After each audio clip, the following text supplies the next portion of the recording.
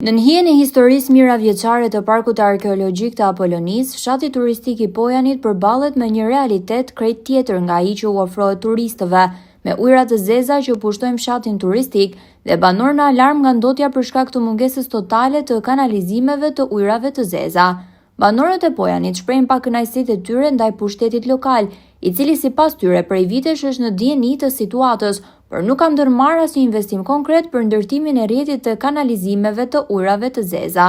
Edhe pse Pojani ka qenë pjesë e programit qeveritar të 100 fshatrave turistik, banorët thonë për televizionin Apollon se mungojnë investimet bazë në kanalizimet të ujërave të zeza, rrugët e brendshme dhe furnizimin me ujë të pishëm.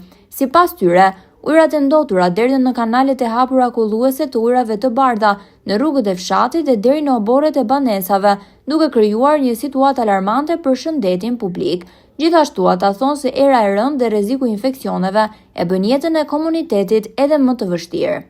Rreziku është shumë i madh, jo vetëm për këto 4-5 shtëpi që janë këtu, por për tërë lagjen edhe 1/4 e fshatit Pojan.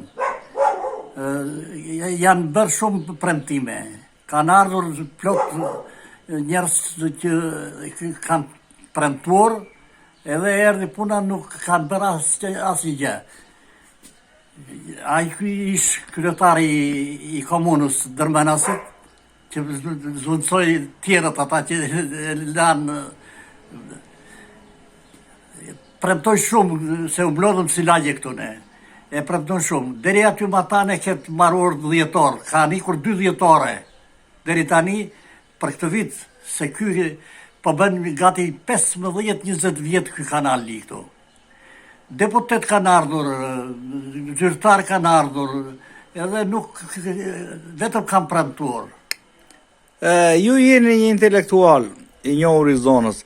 Fakti që ata nuk reagojnë pas kërkesave tuaja, ku e shikoni problemin, te ju apo te pushteti lokal i cili vjel taksat por nuk ofron shërbime? Tani ka 2 probleme. Një problem është që Pojanin e kanë lënë vend turistik që është me emër rreth e në arenën ndërkombëtare bile është me emër Apollonia. Na kanë premtuar, kanë thënë që do të futet se s'bën fshatra turistik 100 fshatra. U fut fshati Pojan në paketën 100 fshatra turistik? Jo, nuk është futur fare, na premtuan edhe nuk është bërë asnjë gjë. E nuk janë investuar? Nuk se dim se i kanë investuar, se kanë investuar, nuk e dim ata ne. Për shembull, janë bërë rrugët e brendshme kanalizimet e ujëve të zeza, janë bërë? 80% të atyre janë pa bërë, të rrugëve që janë aty. Për ujin e pishëm, na premtuan, ajo ish deputetja Rista, si e ka ajo, se mbaj mend ata. Edhe tha, do vi ujtë, do vetë fshati Pojan, fshat turistik. Si përfundim nuk është bërë asnjë gjë. Ju s'keni ujë, nga furnizoni me ujë? Ka toka. Nga toka? Nga toka hapim pusë si kohët. E keni hapur pusë me investimet tuaja? Po, në përva borët. Ne nuk kuptohet që ka shumë rrezike tjera, se mikrope pa pastërtira të gjitha. Sidomos 2 vjetët e kaluara që pati thatësirë të madhe, që me shumë probleme. Tani mirë që vinë ca bote, nga 2 bote, dhe e blejmë ujtë me lek. Banorët e fshatit turistik të Pojanit konsumojnë ujë të pakontrolluar. Pa kontrolluar edhe e blejnë. E blejnë në treg. E blejnë në treg, vinë me bote e bjenë shkyqin dhe i bjenë dhe aqi. Atële, ju keni qenë funksionar në sistemin e kaluar, po edhe një mësues dhe drejtor shkolle. Cili është apeli juaj për pushtetin lokal, i cili ka përgjegjësinë e tij të drejtë për të investuar për taksapaguesit? Tani këtu kanë ardhur, fillojnë për të lënë, e kam lënë unë detyrën. 92-shin, 93-shin. Edhe që në atë kohë, edhe deri sot nuk është bërë, vetëm edhe ky investimi i kësaj rruge është bërë çal. Investimet të tjera në fshatin Pojan nuk është bërë absolutisht asnjë gjë. Ju keni qenë kryetari i Këshillit Bashkuar të kooperativës Bajram Curri Po janë, të Po 10 janë. fshatrave. Po të krahasojmë efektivitetin e pushtetit lokal të asaj periudhe me këtë të sotmit, kur ka qenë më mirë në funksion të investimeve gjithmonë? Unë të paktën kam qenë kryetar i të 10 fshatrave dhe atëherë nuk ka qenë mirë. Ka qenë keq, që është e vërteta.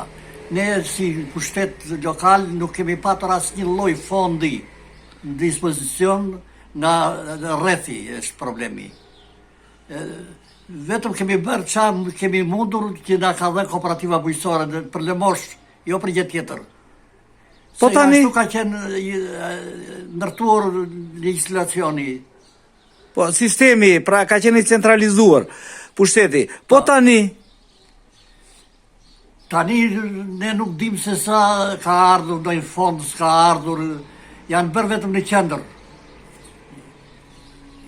Shpenzimet janë bërë vetëm në qendër. Fshatrat e tjera pothuajse nuk ka asnjë fshat.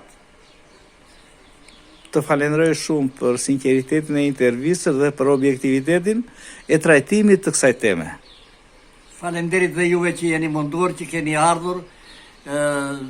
Shpresojmë. Ne kemi kohë, gati 15 vjetë që presim, na premtojnë, apo asgjë së realizohet. Sa të bëjmë? Sa vite keni në këtë gjendje? Më e mendur e ditë, kur kanë të, nëse u prana që u preti nuk ikën tutje mej, do t'i hikte, pa i jeta tutje rrugë të të njëtë. Nuk kanë së përnë. Keni kërkuar ju të ndërtohet sistemi kanalizimit të urezita? Ku do të përnë? Në bashki? Në bashki?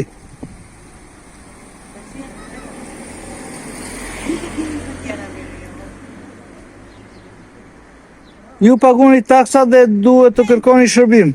Një reketi për ku të përnë. Keni shpres? Keni shpres? S'kemi jo. Po mbrejt, po së mbrejti.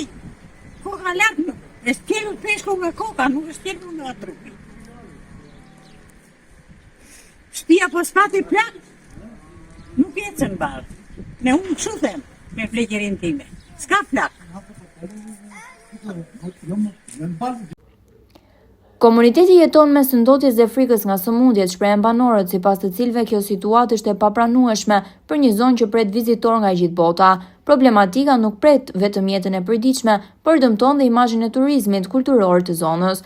Vizitorët e Apolonisë që përdorin rrugën e vjetër kryesore përballen me pamje dhe aroma që nuk përputhen me vlerat historike dhe turistike të këtij destinacioni.